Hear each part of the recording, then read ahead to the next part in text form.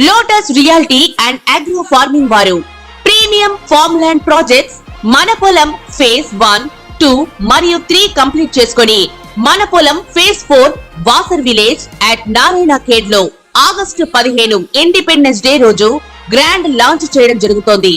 Launching మరియు independence day సందర్భంగా 5 guntas land out rate లో బుక్ చేసుకున్న వారికి 1,50,000 రూపాయల డిస్కౌంట్ తో పాటు 2 గ్రాముల గోల్డ్ ఫ్రీగా ఇస్తున్నారు. పూర్తి వివరాలకు సంప్రదించండి. ఓం మహాగణాధిపతయే నమః. ఓం గురుభ్యో నమః. ఓం శ్రీమాత్రే నమః. ప్రేక్షకులకి ఈరోజు మనం చెప్పుకోబోయే టాపిక్ ఏమిటి అంటే, మనకు చూడండి లైఫ్లో చాలా అంశాలు ఒక్కొక్కసారి ఏమవుతుంటుందంటే అది ఇంకా ఆగిపోయినట్టుగా ఉంటుంది లైఫ్లో. అది మన పర్సనల్ ఎదుగుదల కానివ్వండి, ధన సంబంధించిన విషయం కానివ్వండి, లేనట్లయితే పిల్లలకు కొంతమందికి చదువుకు సంబంధించిన విషయం కానివ్వండి, అదేవిధంగా వివాహం కావచ్చు, ఉద్యోగం కావచ్చు, వ్యాపారం కావచ్చు, స్ట్రక్ అయిపోయినట్టుగా ఉంటుంది. అసలు 12 లగ్నాల వాళ్ళకి ఇది ఎందుకు జరుగుతుంది, దీనికి పరిహారం ఏమిటి, దీనికి ఏమైనా రాహుకేతు సంబంధం ఉంటుందా అనేటువంటి అనేకమైన అంశాలు, అదేవిధంగా ఇక్కడ జాతకం ఉంటే ఓకే, మరి జాతకం లేనటువంటి వారు ఇలా ఆగిపోయినప్పుడు అసలు ఏం చేసుకోవాలి అనేటువంటి విషయాలు చెప్తుంది. నేనైనప్పటికీ కూడా చెప్పిస్తుంది సాక్షాత్ లలిత అమ్మవారిగా భావిస్తూ ఒక్కొక్క లగ్నం తెలియని వారి రాశి నుంచి మనం చూసుకుందాం. కన్యా లగ్నం వారికి న్యాచురల్గా ఇచ్చేటువంటి రిజల్ట్స్లో ఇది సర్పదోషం అనేటువంటిది 3, 8 లేదా 11, 12 స్థానాల్లో ఇస్తూ ఉంటుంది రాహు ఇక్కడ ఉంటే కనుక. అయితే మిగతా రాశుల్లో ఇవ్వదా రాహు ఉంటే అంటే, మిగతా రాశులు ఇంత తీవ్రంగా ఇవ్వదు. మరి మిగతా రాశులు ఎలా ఇస్తుంది అంటే, ఆ రాహుతో ఇంకేదైనా పాపగ్రహాలు కలిసినప్పుడు ఇస్తుంది. బట్ అది పర్సనల్ చార్ట్లో చూసుకోవాలి. బట్ ఇన్ జనరల్గా ఈ రాశిలో కనుక రాహు ఉంటే ఇబ్బంది ఇస్తుంది. అంటే ఏమిటి, కన్యా లగ్నం నుంచి 3వ స్థానం అంటే వృశ్చికం అవుతుంది. అక్కడ కనుక మీకు రాహు ఉన్నాడు అనుకోండి ఉదాహరణకి, అప్పుడు ఏమవుతుంది అంటే అన్నదమ్ములతో ప్రాపర్టీస్ మూలంగా మిస్కమ్యూనికేషన్స్ గొడవలు అవుతాయి. అయితే దీనికి మ్యాండేటరీ ఏంటంటే ఆ అధిపతి కూడా పాడవ్వాలి, అప్పుడు ఇంకా ఎక్కువ ఇస్తుంది. లేనట్లయితే కొద్ది దాంట్లో ఇది క్లియర్ అయిపోతుంది. అదేవిధంగా కొన్నిసార్లు మిస్కమ్యూనికేషన్స్ అన్నదమ్ములతోనే కాదు, ఒక్కొక్కసారి అవతల వాళ్ళు ఏదో చెప్పిన దాన్ని మనం అర్థం చేసుకోకుండా ఒక్కోసారి అగ్రెసివ్గా తీసుకునే నిర్ణయాలు ఉంటాయి. ఒక్కోసారి చూడండి ఏమవుతుందంటే, మనకి అవతల వాళ్ళు ఏదో విషయం చెప్తారు, మధ్యవర్తితో ఎవరు చెప్తారు, మనం దాని మీద నమ్మేసి అగ్రెసివ్గా నిర్ణయం తీసేసుకొని ఒక కేసు ఫైల్ చేసేసి గొడవకి వెళ్ళిపోయి రకరకాలుగా అవతల మళ్ళీ ఒక మాట అనేసి ఫోన్ చేసి ఇట్లా చేస్తూ ఉంటాం. అంటే ఏమవుతుంది, రాహు వృశ్చిక రాశిలో ఉన్నప్పుడు, మీకు 3వ స్థానంలో ఉన్నప్పుడు, ఆ సమయంలో మనం ఏం చేస్తున్నాం అర్థం కాదు. అందుకని ఈ రాహు 3లో ఉన్నప్పుడు మధ్యవర్తి చెప్పినప్పుడు మనం ఏదైనా అగ్రెసివ్ స్టెప్ తీసుకునేటప్పుడు కాస్త జాగ్రత్తగా ఉండాలి. ఇక రెండవది ఏంటంటే, మీకు అష్టమంలో ఉన్నాడు రాహు ఉదాహరణకి. ఈ అష్టమంలో ఉన్నప్పుడు పర్టికులర్గా ఈ పవర్ రిలేటెడ్, అంటే ఇంట్లో ఏదో పవర్ వర్క్ చేస్తున్నాము, లేకపోతే అగ్నికి సంబంధించిన ఇంట్లో ఏదైనా మనకి ఆడవాళ్ళ స్త్రీలది కాస్త వంట వండుకునే ప్రదేశంలోని కొన్ని జాగ్రత్తలు తీసుకోవాలి. అంటే ఏదైనా సరే మీకు అగ్ని సంబంధంగా సడన్గా వస్తూ ఉంటుంది అష్టమం కాబట్టి. 8th హౌస్ సిగ్నిఫైస్ మనకి ఆకస్మిక సంఘటనలు అని చెప్పడం జరిగింది. అలాగే మీకు లాభంలో ఉన్నాడు, చాలామంది ఏమంటారు లాభంలో రాహు ఉంటే చాలా మంచిది కదా అన్నట్టు. 100% కరెక్ట్. కానీ ఇక్కడ ఏ రాశిలో ఉన్నాడు, అతనిలో ఏ నక్షత్రంలో ఉన్నాడు, ఆ రాహుతో ఇంకేదైనా గ్రహం కలిసి ఉందా, ఇవన్నీ కూడా చూడాలి. లాభంలో రాహు ఉన్నప్పుడు ఏమవుతుంది, సర్వసాధారణంగా లాభంలో ఉన్నప్పుడు ఇది కొంతవరకు బిజినెస్ రిలేటెడ్గా రకరకాల ప్రదేశాలకు తిరగడం వల్ల ఒక ప్రదేశంలో ఉండకుండా అనేకమైనటువంటి ప్రదేశాలకు వెళ్ళడం ద్వారా మీకు వ్యాపార లాభాన్ని ఇస్తాడు. కానీ ఇక్కడే మోసాన్ని కూడా ఇస్తాడు. అంటే వ్యాపార సంబంధించిన విషయంలో కొన్నిసార్లు మీరు మోసపోవడం జరుగుతుంది. కాబట్టి ఈ విషయం జాగ్రత్తగా ఉండండి. మరి 12లో రాహు ఉన్నాడు, వివాహ జీవితం మీద ప్రభావం చూపిస్తుంది. అంటే అనవసరమే నీకు క్లాషెస్. 12వ స్థానం అనేటువంటిది మనకి పూర్వజన్మ కర్మ. ఎటువంటి పూర్వజన్మ కర్మ? వివాహ సంబంధించిన పూర్వజన్మ కర్మ. న్యాచురల్గా మన పూర్వజన్మ కర్మ 6వ స్థానంలో ఉంటే 12వ స్థానంలో మీరు వివాహం విషయంలో పాస్ట్ లైఫ్లో ఏం చేశారు, జీవిత భాగస్వామి స్త్రీ కావచ్చు, పురుషుడు కావచ్చు, వాళ్ళతో మీరు ఎట్లా బిహేవ్ చేశారు, వాళ్ళని ఇబ్బంది పెట్టారా, మంచిగా చూసుకున్నారా అనే దాని మీదే ఈ లైఫ్లో మీకు సెకండ్ మ్యారేజెస్ కానీ వివాహం విషయంలో గొడవలు కానీ విడిపోవడాలు కానీ ఇస్తూ ఉంటుంది. సో మరి దీనికి ఏం చేయాలి? వివాహ సంబంధించిన విషయంలో ఎక్కువ ఇబ్బందులు అవుతున్నాయి. ఓం శివకామేశ్వరాంకస్త శివ స్వాధీన వల్లభాయ నమః చేసుకోండి. లేదు లాభస్థానంలో రాహు ఉండి రావాల్సినంత లాభం నాకు రావట్లేదు, ఓం ఇంద్రగోప పరిక్షిప్త స్మరతో నాభజంకికాయ నమః చేసుకోండి. 3లో రాహు ఉండి ఎక్కువ మిస్కమ్యూనికేషన్స్ అవుతున్నాయి, సూర్య భగవాను చూస్తూ ఓం మిత్రాయ నమః చేసుకోండి. అష్టమంలో రాహు ఉండడం వల్ల యాక్సిడెంట్స్ ఎక్కువ అవుతున్నాయి, ఆకస్మికంగా అప్ అండ్ డౌన్స్ ఎక్కువ అవుతున్నాయి అనుకున్నప్పుడు మీరు చేయవలసింది ఏమిటంటే సింపుల్గా మీరు సర్పసూక్తం వినడం కానీ, లేదా ఇంట్లో గరుడ పురాణం పెట్టుకుని అప్పుడప్పుడు ఆ గరుడ పురాణంలో ఉండేటువంటి అంశాలు అప్పుడప్పుడు వింటూ ఉన్నా చదువుతున్నా కూడా చాలా చక్కటి ఫలితాలు మీకు వస్తాయి. చాలామందికి లగ్నం కానీ రాశి కానీ నక్షత్రం కానీ తెలియదు, వాళ్ళు పుట్టినప్పుడు ఏ నక్షత్రం ఉందనేటువంటిది. మరి అలాంటి వాళ్ళు ఏం చేయాలి? ఇక్కడ మనకి వేదాల్లో చెప్పినటువంటి కొన్ని అద్భుతమైనటువంటి అంశాలు నేను మీకు ఇప్పుడు షేర్ చేస్తాను.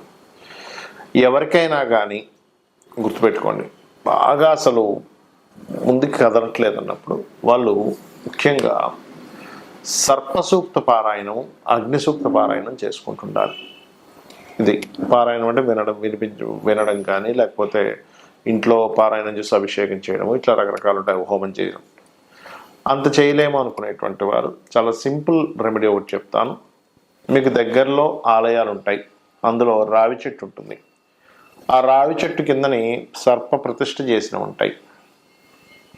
అక్కడికి వెళ్ళి చక్కగా మీరు ఒక చెంబులో, అది రాగి చెంబు కానివ్వండి, స్టీల్ చెంబు కానివ్వండి, ఏదైనా చెంబు కావచ్చు, దాంట్లో వాటర్ చక్కగా నిండుగా పోసుకొని అందులో పసుపు, గంధము, ఇంకా ఎక్కువగా తీవ్రంగా ఉంటే కొంత కుంకుమ కూడా వేసి ఆ చెంబును పట్టుకొని ఆ రావి చెట్టు చుట్టూ ప్రదక్షిణం చేయండి. ప్రదక్షిణం చేసి దాని తర్వాత ఆ నీటిని ఆ మొదల్లో, రావి చెట్టు మొదల్లో వేయచ్చు, లేదా అక్కడ ఏదైనా సర్ప ప్రతిష్ఠ చేసినట్లయితే వాటి మీద కూడా వేయవచ్చు. దీంతో పాటు ఇంకొక పని చేయాలి. ఏమిటది అంటే ముఖ్యంగా 4 గ్రహాలు ఏమిటవి? కర్మకారకుడైనటువంటి శని భగవానుడు, అంటే మన కర్మ బట్టే కదా ఇట్లా ఉంది పరిస్థితి, కాబట్టి కర్మకారకుడైనటువంటి శని భగవానుడికి, మరియు కుజుడికి, కుజగ్రహానికి, రాహువు, కేతువు, ఈ 4 గ్రహాల దగ్గర దీపారాధన చేయండి. అలా కాదండి నా పర్సనల్ చార్ట్ పరంగా ఇలా ఉంది కాబట్టి ఆ పలానా గ్రహానికి, that is different. Me personal chart ఉంటే మీ పర్సనల్ చార్ట్లో అసలు ఏ ప్లానెట్ అక్కడ రిజల్ట్స్ ఇస్తుంది, దానికి దానం చేయాలా, చాంటింగ్ చేసుకోవాలా, లేనట్లయితే దానికి సంబంధించినటువంటిది ఏదైనా ఫుడ్. కొన్నిసార్లు ఎలా ఉంటుందంటే సన్ బాగా పాడైపోయాడు, ఎక్కువ గోధుమలు తింటుండడం వల్ల ఎక్కువ ఇబ్బంది వస్తూ ఉంటుంది. అట్లా ఒక్కోసారి రెడ్ కలర్స్ వేసుకోవడం వల్ల, ఆరెంజ్ కలర్స్ వేసుకోవడం వల్ల ఇబ్బంది వస్తూ ఉంటుంది. ఆ రకంగా ఏంటంటే ఒక ప్లానెట్ పాడయ్యాడు అనుకోండి, మీ జన్మజాతకంలో చిన్న ఎగ్జాంపుల్ చెప్తాను, సన్ పాడయ్యాడు, orange colour dresses important works వెళ్ళినప్పుడు వేసుకోకండి. ఇప్పుడు ఎట్లా అంటే న్యాచురల్గా రెగ్యులర్గా వేసుకోవచ్చు. రెగ్యులర్గా ఇంట్లో తిరుగుతుంటాము, వేరే వేరే పనులకు వెళ్తుంటాం, అలాగే ఇంపార్టెంట్ అనే అగ్రిమెంట్, లేదా ఒక పెళ్లి చూపులు, లేనట్లయితే ఒక సంథింగ్ ఒక మాట్లాడుకోబోతున్నాం, ఒక డీల్ చేయబోతున్నాం, అలాంటప్పుడు సన్ పాడైతే ఆరెంజ్ వేసుకోకండి. అలాగే మూన్ పాడయ్యాడు, వైట్ కలర్ వేసుకోకండి. మార్స్ రెడ్ కలర్, మెర్క్యూరీ అంటే బుధుడు గ్రీన్ కలర్, మార్స్ అంటే కుజుడు, మెర్క్యూరీ అంటే బుధుడు. అదేవిధంగా గురువు క్రీమ్ ఆర్ ఎల్లోయిష్ కలర్స్ లేదా గోల్డెనిష్ కలర్స్, శుక్రుడు again white colour, Rahu cement colour అంటే యాష్ కలర్ అంటారు, కేతు మిక్స్డ్ కలర్స్లా ఉంటుంది పువ్వులుగా. ఇవి ఎప్పుడు మీరు పర్టికులర్గా ఒక పని మీద ఇది చాలా ఇంపార్టెంట్, లైఫ్లో నా లైఫ్ టర్న్ అవుతుంది ఇక్కడ అనుకునేటప్పుడు వెళ్ళినప్పుడు మీకు ఫలానా ప్లానెట్స్ పాడైతే ఆ కలర్స్ వాడకండి. అదేవిధంగా ప్లానెట్ బాగుంటుంది కొంతమందికి, అంటే జూపిటర్ ఓన్ హౌస్లో ఉన్నాడండి, నాకు వీనస్ ఓన్ హౌస్లో ఉన్నాడండి, నాకు మూన్ ఓన్ హౌస్లో ఉన్నాడు, పాపగ్రహాల మధ్యలో లేడు, శుభగ్రహాల మధ్యలో ఉన్నా అంటాం. అలాంటప్పుడు ఇందాక నేను ఏవైతే అవాయిడ్ చేయమన్నానో ఆ కలర్స్ ఇంపార్టెంట్ టైంలో వేసుకోండి, అప్పుడు మీకు పాజిటివ్ జరుగుతుంది. ఇది పర్టికులర్గా గుర్తుపెట్టుకోండి. అలాగే ఇక్కడ ఏదో సర్పదోషం ఉందనో, లేకపోతే ఇంకోటి ఏదో ఎల్నాడు శని ఉందనో, లేకపోతే ఇంకోటి ఏదో ఉందనో ఎక్కువగా దాని గురించి ఆలోచిస్తే తీవ్రంగా ఉండకండి. ఎందుకంటే ఈ గ్రహాలు అనేటువంటి మనుషుల మీద పగబట్టవు, గుర్తుపెట్టుకోండి. ఇది కేవలం మనం పాస్ట్ లైఫ్లో చేసుకున్న కర్మ. అంటే ఇంకా సింపుల్గా చెప్పాలంటే ఒక లోన్ తీసుకున్నాము, లోన్ తీసుకొని బ్యాంక్ దగ్గర తీసుకున్నప్పుడు వాడు ఫోన్ చేస్తాడు, లేదా ఎప్పుడు కడతారండి అని ఫోన్ అడుగుతాడు. అంత మాత్రం చేత బ్యాంకు వాడు మన మీద ఏదో పగున్నట్టు కాదు కదా. మీరు లోన్ తీసుకున్నారు, ఆ లోన్ కట్టమని అడుగుతున్నాడు బ్యాంక్ వ్యక్తి, మీరు కడతారు, క్లియర్. అలాగే పూర్వజన్మలో చేసినటువంటి మంచి కర్మలు ఉంటాయి, బ్యాడ్ కర్మలు ఉంటాయి, అందరికీ ఉంటుంది, భూమి మీద పుట్టిన ప్రతి ప్రాణికి ఉంటుంది. అలా ఆ కర్మ అక్కడికి వచ్చి మీకు ఈ కర్మ నువ్వు తీర్చుకో అంటుంది. అంటే అలాగా ఒక్కోసారి చిన్నపిల్లవాడికి వచ్చింది ఎడ్యుకేషన్ రిలేటెడ్ కర్మ బాగాలేదు, అప్పుడు ఆ ఎడ్యుకేషన్ రిలేటెడ్ సంబంధంగానే స్ట్రెస్ అవుతూ ఉంటాడు మాటికి. అలా కాకుండా వివాహ సంబంధించిన విషయం బాగాలేదు, వివాహం విషయంలోనే స్ట్రెస్ అవుతుంటాడు. అంటే ఏమిటి, నువ్వు స్ట్రెస్ అవుతూ దాని గురించి ఎక్కువ కష్టపడుతున్నావు అంటే సంథింగ్ కర్మ అక్కడ కనెక్ట్ అయింది. ఇక్కడ మేజర్గా కొన్ని చెప్పాలంటే వివాహం అవ్వట్లేదు, మీరేం బాధపడక్కర్లేదు. వివాహానికి సంబంధించిన ఒక మంత్రం, ఓం కామేశబద్ధ మాంగళ్య సూత్ర శోభిత కందర. లేదంటే బిజినెస్ సక్సెస్ అవ్వట్లేదు, ఓం ఇంద్రగోప పరిక్షిప్త స్మరతూనా భజంగికాయే నమః. అలా కాదండి జాబే రావట్లేదు నాకు అని అనుకుంటే గనక మీరు చేయవలసింది ఓం మాణిక్య మకుటాకార జానుద్వై విరాజితాయే నమః చేసుకోవచ్చు. లేదా ఓం శ్రీమాత శ్రీ మహారాజ్ని శ్రీమత్ సింహాసనేశ్వరి నమః చేసుకోవచ్చు.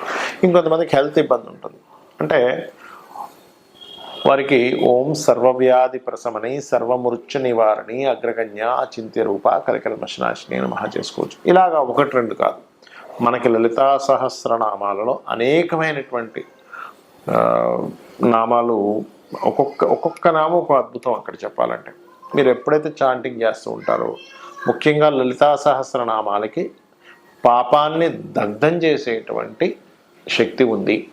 మనం ఏ మంత్రం చేసుకున్నా దానికి పాపాన్ని దగ్ధం చేసే శక్తి ఉండదు అంత తొందరగా, కానీ లలితా సహస్రనామాలకి ఎక్కువగా ఉంటుంది. లలితా సహస్రనామాలు చేసుకోవడం ద్వారా, సూర్య నమస్కారాలు చేయడం ద్వారా, ఏదైనా ఆలయానికి వెళ్ళి అక్కడ మీరు ఏదైనా సేవ చేయడం ద్వారా ఖచ్చితంగా దగ్ధం అవుతుంది. కాబట్టి చేయండి.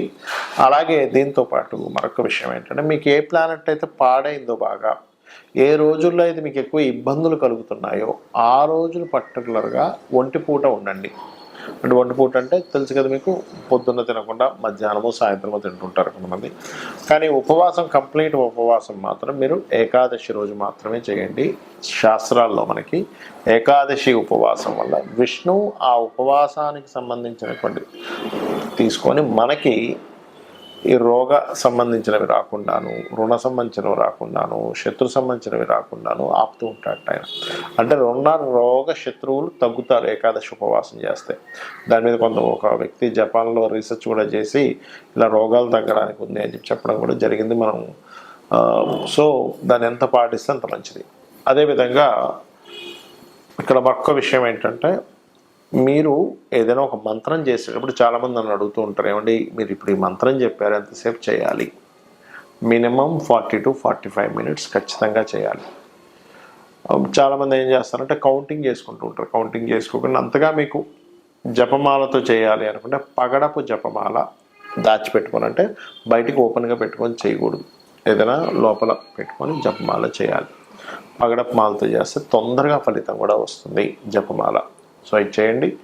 మీకు పర్టికులర్గా మీరు ఏదైతే ఈ ఇబ్బందులతో ఉన్నారో ఆ ఇబ్బందులతో ఉన్నానని మాటికి చాంటింగ్ చేయకండి. ఈ ఇబ్బందుల నుంచి నేను ఈ రకంగా బయటపడతాను అని ఫీల్ అవ్వండి. ఇబ్బందులతో ఉన్న ప్రతి వ్యక్తి చేసే మెయిన్ మిస్టేక్ అదే, అమ్మో ఇబ్బందుల్లో ఎలాగ అనుకుంటారు. కాదు, ఈ ఇబ్బంది ఇలా క్లియర్ అవుతుంది, ఈ మార్గంలో క్లియర్ అవుతుంది, నేను ఇంత మెంటల్గా ఇంత స్ట్రాంగ్గా ఉంటే క్లియర్ అవుతుంది, నేను ఈ దేవతా స్వరూపాన్ని పట్టుకుంటే అవుతుంది, నేను ఇంత వర్క్ చేస్తే అవుతుంది. ఈ పాజిటివ్ దీంట్లో వెళ్ళండి, ఖచ్చితంగా అన్ని విధాలు బాగుంటుంది. ఆ అమ్మవారి యొక్క అనుగ్రహం కూడా మీకు పరిపూర్ణంగా కలగాలని మనస్ఫూర్తిగా కోరుకుంటూ శ్రీమాత్రే నమః.